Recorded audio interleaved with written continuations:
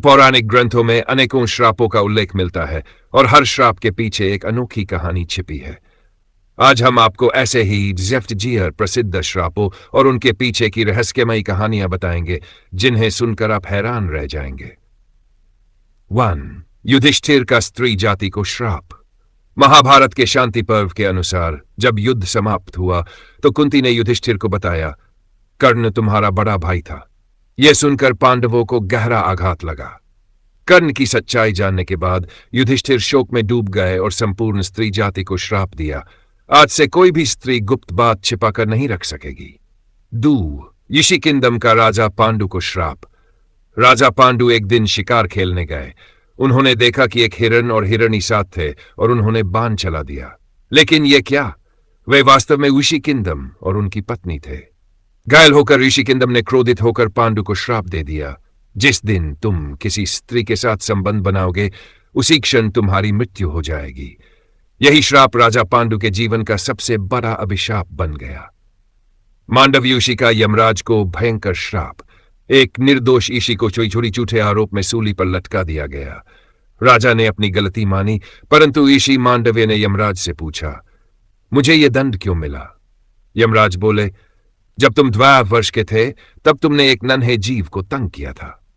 यह सुनकर ऋषि मांडव्य क्रोधित हो गए। 12 वर्ष की आयु में कोई धर्म अधर्म नहीं समझता। तुमने अयोग्य दंड दिया, इसलिए मैं तुम्हें श्राप देता हूं कि तुम शूद्र योनि में जन्म लोगे। और इसी कारण यमराज ने विदुर के रूप में जन्म लिया। सर, नंदी का रावण को श्राप, अहंकार की सजा।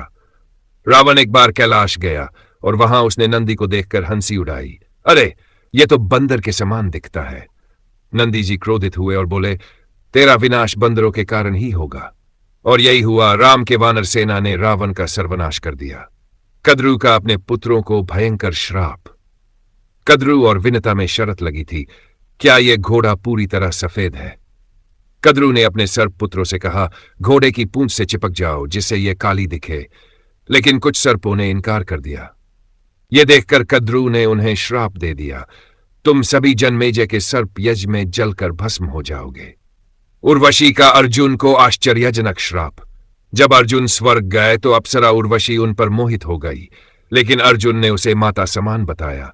यह सुनकर उर्वशी क्रोधित हो गई और श्राप दे दिया, तुम नपुंसक बनोगे और क्षत्रियों में नर्तक की तरह रहोगे।